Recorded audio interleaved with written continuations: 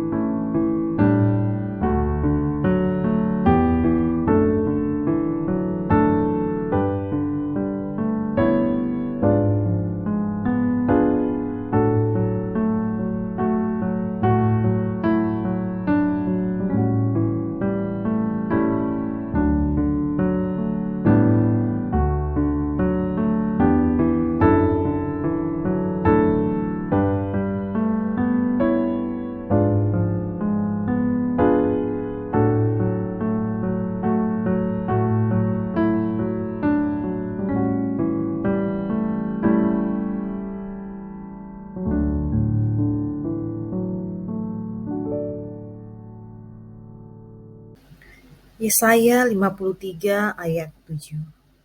Dia dianiaya, tetapi dia membiarkan diri ditindas dan tidak membuka mulutnya, seperti anak domba yang dibawa ke pembantaian.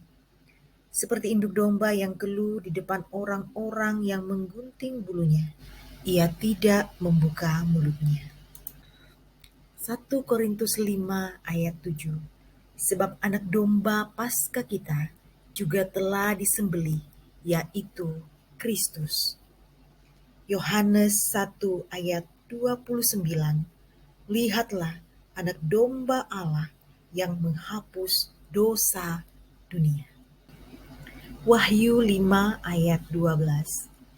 Katanya dengan suara nyaring, anak domba yang disembelih itu layak untuk menerima kuasa dan kekayaan dan hikmat dan kekuatan dan hormat dan kemuliaan dan puji-pujian.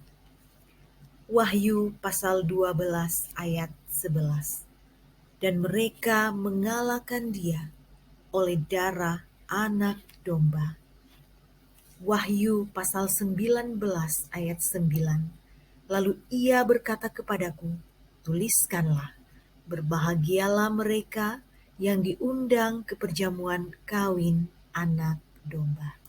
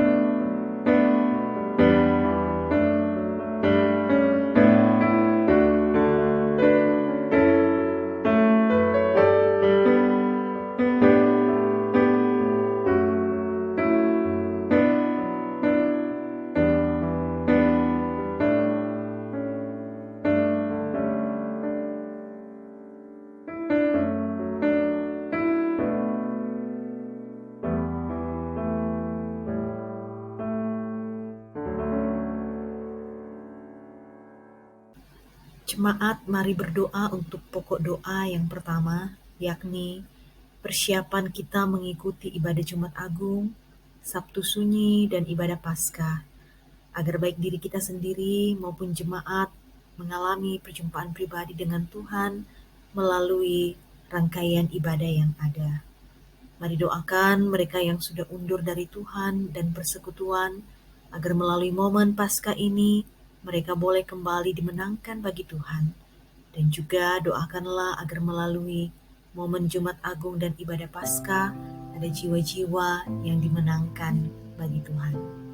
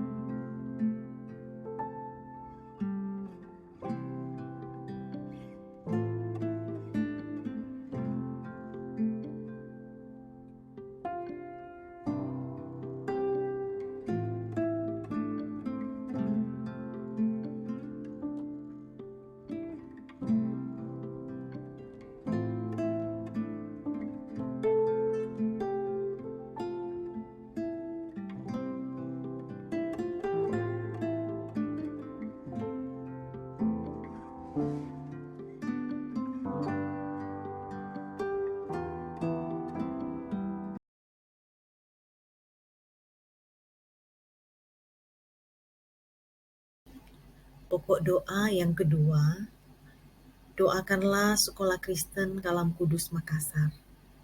Doakan yayasan agar diberi hikmat untuk memikirkan dan mengembangkan Sekolah Kristen Kalam Kudus sesuai dengan maksud Tuhan. Doakanlah Direktur Pelaksana, para guru dan staf.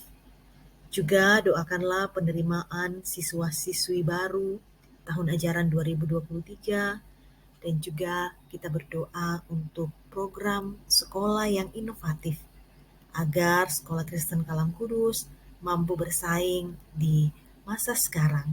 Tuhan kiranya menolong dan memberikan hikmat dalam memikirkan dan mengembangkan Sekolah Kristen Kalam Kudus ini dengan tepat.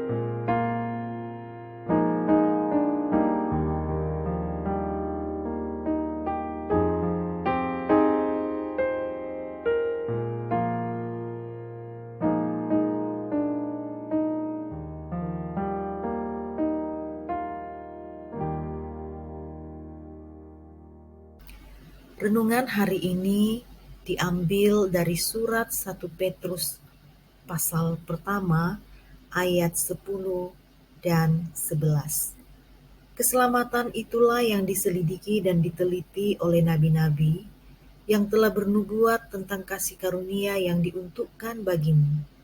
Dan mereka meneliti saat yang mana dan yang bagaimana yang dimaksudkan oleh Roh Kristus yang ada di dalam mereka, yaitu Roh yang sebelumnya memberi kesaksian tentang segala penderitaan yang akan menimpa Kristus dan tentang segala kemuliaan yang menyusul sesudah itu. Judul renungan kita hari ini adalah keselamatan yang diselidiki dan diteliti oleh para nabi. Kematian dan kebangkitan Kristus adalah peristiwa paling besar dalam sejarah umat manusia. Karena peristiwa itu mengubah arah sejarah dan memberi pengharapan pada manusia. Kematian dan kebangkitan itu bukanlah peristiwa yang terjadi secara mendadak, tetapi sudah dipersiapkan oleh Allah selama berabad-abad. Sebelum Yesus mati dan bangkit, Allah sudah mendorong nabi-nabi untuk bernubuat tentang peristiwa ini. Kalau kita membaca Perjanjian Lama, kita akan menemukan nubuat-nubuat tentang kematian dan kebangkitan Kristus. Kematian dan kebangkitan Kristus adalah fokus dari nubuat-nubuat Perjanjian Lama. Rasul Petrus mengatakan bahwa sejak Perjanjian Lama, Roh Kudus sudah memberi kesaksian tentang segala penderitaan yang akan menimpa Kristus dan tentang segala kemuliaan yang menyusul sesudah itu. Yesus sendiri menegaskan ini kepada kedua murid yang sedang berjalan menuju ke Emmaus. Kedua murid ini tengah putus asa karena melihat Yesus disalibkan oleh pemerintah Romawi. Selama ini mereka menganggap Yesus adalah Sang Mesias yang dijanjikan Allah. Tetapi bagi mereka Mesias tidak mungkin mati dengan begitu menyedihkan. Yesus menegur kedua murid itu bahwa mereka putus asa karena tidak percaya apa yang sudah dinubuatkan oleh para nabi, bahwa Mesias harus menderita semuanya itu untuk masuk ke dalam kemuliaannya. Yesus sendiri tidak terkejut dengan semua penderitaan yang harus dialaminya, karena semuanya itu memang sudah dinubuatkan. Yesus tahu bahwa penderitaan dan kematiannya adalah sebuah keharusan ilahi untuk menyelamatkan orang-orang berdosa. Ini dikatakan dalam Lukas pasal 9 ayat 22. Dan Yesus berkata, Anak Manusia harus menanggung banyak penderitaan dan ditolak oleh tua-tua, imam-imam, kepala, dan ahli-ahli Taurat, lalu dibunuh dan dibangkitkan pada hari ketiga. Tanpa penderitaan dan kematian Yesus Kristus, tidak akan ada pengampunan dosa. Saudara-saudara, kita pun seharusnya tidak perlu terkejut dengan penderitaan, karena Alkitab berulang kali mengingatkan bahwa orang-orang percaya akan mengalami penderitaan oleh karena imannya. Selama ini kita terkejut dengan penderitaan karena kita melihat hidup kita dengan pola pikir dunia, bahwa hidup saya harus senyaman mungkin. Penderitaan adalah sesuatu yang merampas kebahagiaan dan kenyamanan saya. Kita tidak melihat hidup kita dengan pola pikir Alkitab. Orang percaya menerima keselamatan yang begitu besar dan berharga. Begitu berharga karena dibayar dengan nyawa satu orang, yaitu Kristus, Sang Anak Allah. Keselamatan begitu besar bukan hanya melepaskan kita dari hukuman dosa, tetapi juga memperbaharui hidup kita. Para nabi sekalipun sudah bernubuat tentang keselamatan, namun bagi mereka itu masih samar-samar. Mereka seperti orang yang melihat suatu kota dari kejauhan. Walaupun kota itu sudah terlihat, namun hanya seperti bayangan. Mereka begitu ingin tahu lebih banyak sampai mati pun keselamatan itu masih terlihat samar-samar. Berbeda dengan kita. Keselamatan itu sudah jelas karena Yesus Kristus sudah mati dan bangkit. Kita lebih beruntung daripada nabi-nabi. Maka ketika kita mengalami penderitaan atau penganiayaan dari dunia, oleh karena kita percaya kepada Kristus, kita harus mengingat keselamatan yang kita terima dari Allah itu jauh lebih besar daripada penderitaan yang kita alami di dunia. Penderitaan yang diberikan oleh dunia tidak ada artinya dibandingkan dengan keselamatan yang begitu berharga, yang begitu besar, yang sudah diberikan Allah kepada kita. Amin. Berikut beberapa pertanyaan untuk refleksi secara pribadi. Yang pertama, sudah benarkah pengenalan saya akan Yesus Kristus selama ini? Yang kedua, sudahkah saya benar-benar menerima dan percaya Yesus sebagai satu-satunya juru selamat saya? Yang ketiga, masih adakah kebiasaan-kebiasaan buruk dan berdosa yang masih sulit saya lepaskan sampai hari ini? Yang keempat, sekalipun saya sedang ada dalam pergumulan dan merasa menderita, apa penghiburan firman Tuhan bagi saya?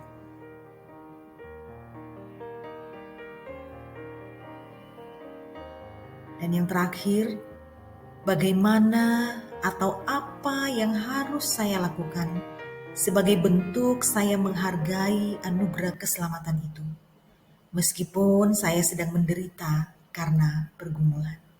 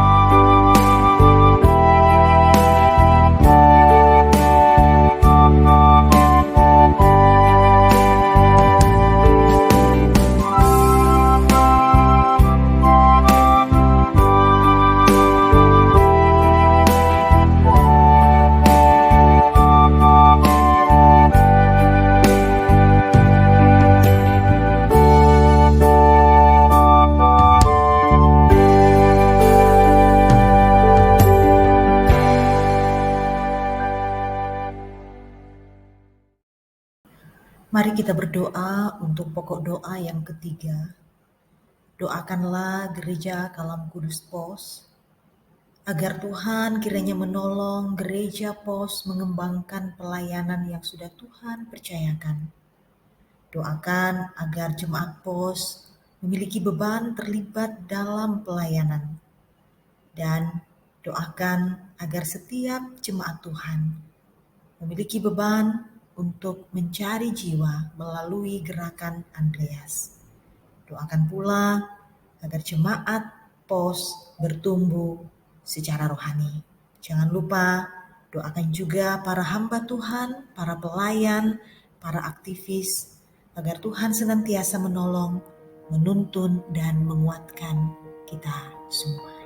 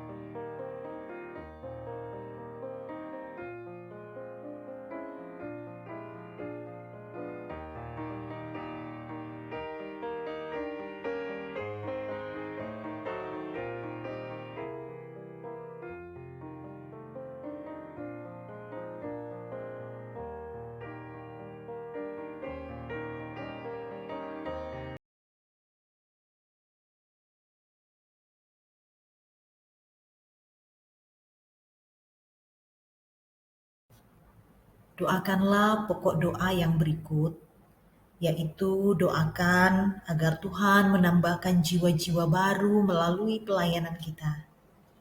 Doakan pula komisi-komisi yang ada, baik komisi sekolah minggu, komisi tunas remaja, dan komisi wanita. Doakan agar setiap anggota komisi boleh mengalami pertumbuhan iman kerohanian. Doakan agar program-program komisi semua boleh berjalan dengan baik dan menjadi berkat bagi setiap anggota komisi.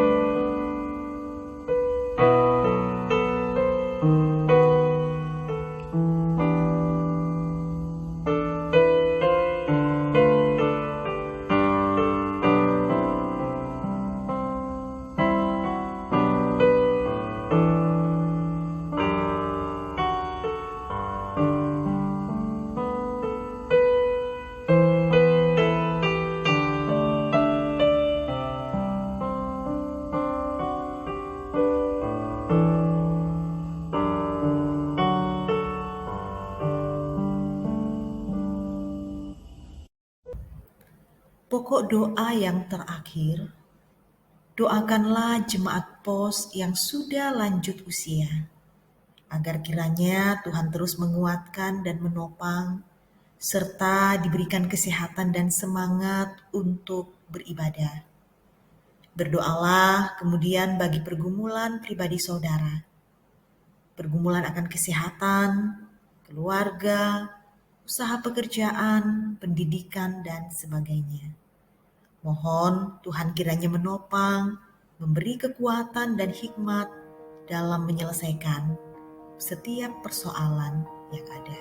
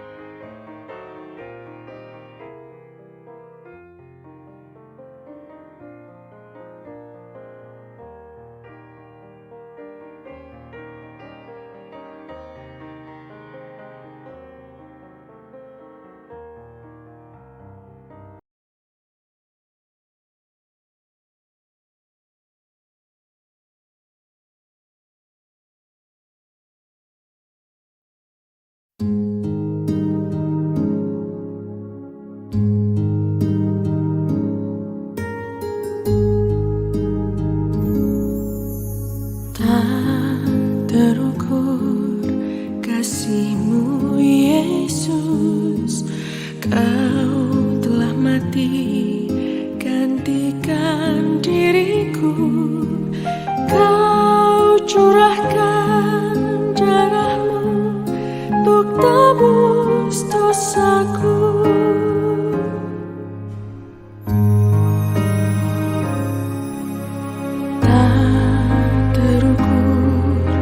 Kasih-Mu Yesus, Kau telah mati gantikan diriku.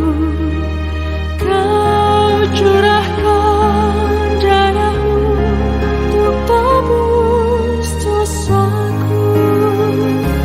Layaklah Kau Tuhan dipuji dan disembah dengan segenap hatiku. Layaklah Kau Tuhan dipuji dan disembah dengan segenap jiwa ragaku. Layaklah Kau Tuhan dipuji dan disembah dengan segenap hatiku. Layaklah Kau Tuhan dipuji dan disembah dengan segenap jiwa ragaku.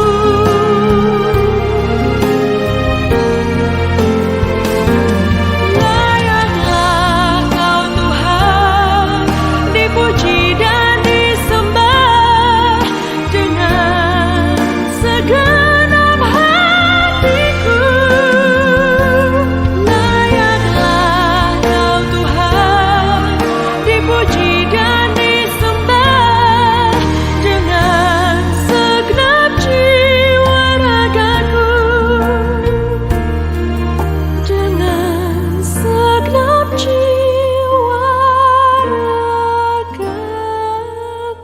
Jemaat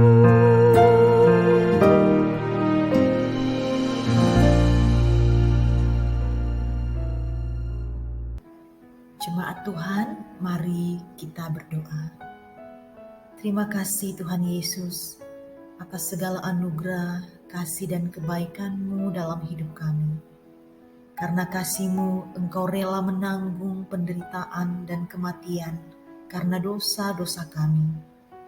Karena kematian dan kebangkitan-Mu lah, kami boleh menerima pengampunan dosa dan hidup yang kekal. Tuhan, tolonglah kami hidup menghargai anugerah keselamatan itu. Tolong kami hidup seperti apa yang Kau inginkan. Tolong kami hidup hanya untuk menyenangkan hati-Mu saja. Di dalam nama Tuhan Yesus Kristus kami berdoa. Amin. Shalom, jemaat yang dikasihi Tuhan. Demikianlah ibadah doa puasa kita selesai. Jemaat dipersilakan untuk melanjutkan kembali aktivitas sambil menunggu waktu berbuka puasa. Tuhan Yesus memberkati kita semua.